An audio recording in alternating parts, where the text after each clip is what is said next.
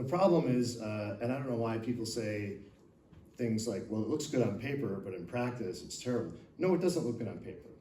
And I also don't understand why people say, well, despite all the flaws and the fact that communism itself was a disaster, Marx has some pretty good criticisms of capitalism. Perhaps you've heard this. Bullshit. No, he doesn't. Show them to me. I've never had anybody bring forth a criticism that he made where I felt like, oh, no, that's a good critique of capitalism.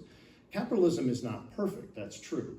But most of Marx's predictions failed when the Great Depression failed to cause a violent revolution in the United States. It was like, well, why didn't it happen? Why didn't they revolt? What's going on over there? And I think the short answer to that is that the superstructure, if you will, in the United States was a fairly noble one. It was better than a monarchy. It was better than having a tyrant ruler.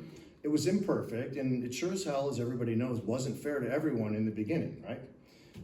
But it's tried to right the ship. It's tried to do better. It's vastly improved itself.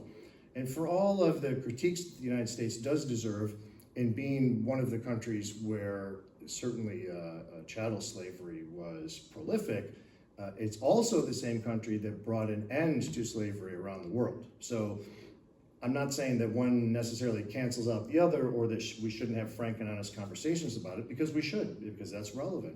However, to leave that out of the story, to leave that part out of it, that the United States also went to war with itself and about 600,000 people died to bring an end to that horrible institution, is rather noteworthy, is it not?